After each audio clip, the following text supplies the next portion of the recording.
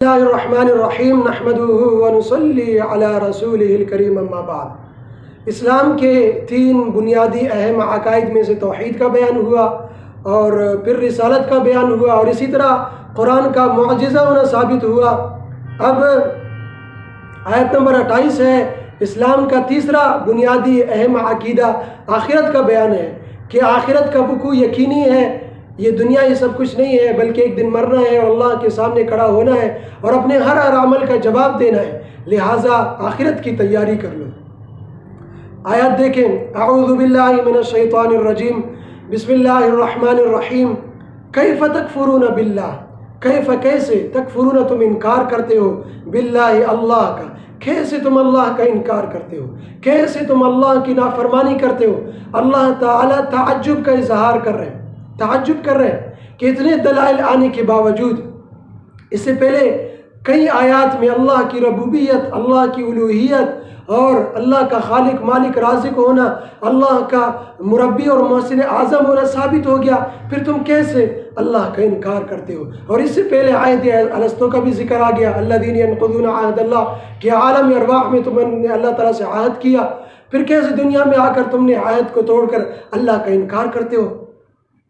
وَكُنْتُمْ أَمْوَاتًا، اور یہاں سے انسان کو اپنے احوال یاد دلائے، احوال کی طرف متوجہ کیا۔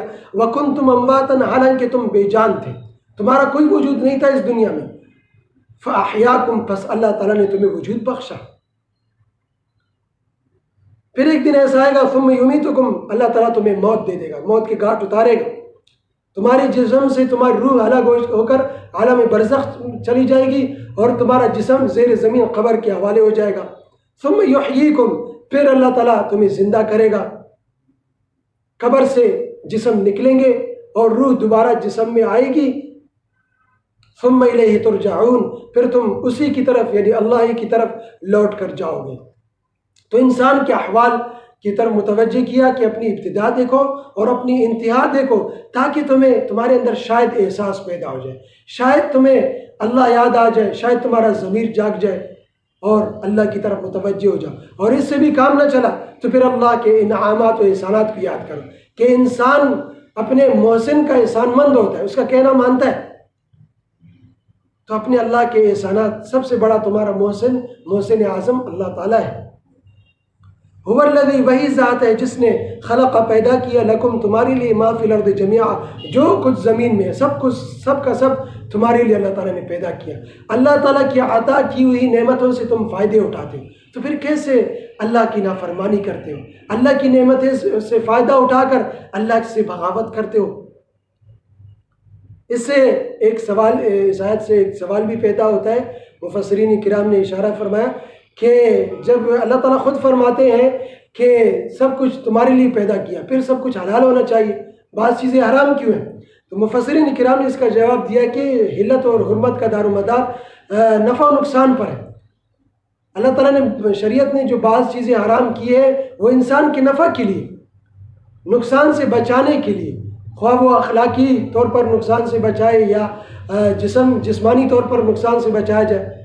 جیسے میٹھا ہے، مٹھائی ہے، شکر ہے، وہ انسانوں کے لیے بنائی جاتی ہے، لیکن ڈاکٹر شوگر والے جو مریض ہیں ان کو منع کرتا ہے۔ تو اسی طرح یہ جو بعض چیزوں کو حرام کیا یہ بھی انسان کے نفع کے لیے، نقصان سے بچانے کے لیے۔ ثم استوى، پھر اللہ تعالیٰ متوجہ ہوئی، الی السماء، آسمان کی طرف، آسمان کی طرف متوجہ ہوئے، اس کی طرف قصد گیا، بنانے کی طرف۔ فسواہن، پس اللہ تعالیٰ نے انہیں ٹھیک ٹھیک بنایا، 7 سماوات، 7 آسمانوں کی شکل میں، 7 آسمان اللہ تعالیٰ نے بنایا۔ تو آسمانوں کی طرف غور و فکر کرو، آسمان بھی اللہ کی توحید کی گواہی دیتی ہے، پھر تم کیسے اللہ کی توحید کا انکار کرتے ہو؟ وَهُوَ بِكُلِّ شَيْءٍ عَلِيمٌ، اور وہ ہر چیز کو خوب جاننے والے ہیں۔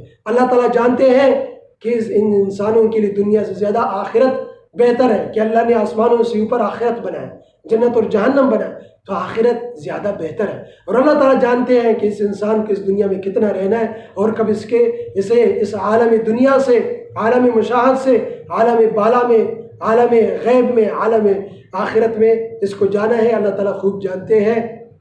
تو لہٰذا اپنے ابتدا اور انتہا کی طرف غور کرو، موت کو یاد کرو، آخرت کو یاد کرو، کہ ایک دن کھڑا ہونا ہے اللہ کے سامنے، اپنے ہر عمل کا جواب دینا ہے، اور اللہ تعالیٰ کے انعامات و احسانات کو یاد کر کے اللہ کے شکر گزار بندے بن جاؤ۔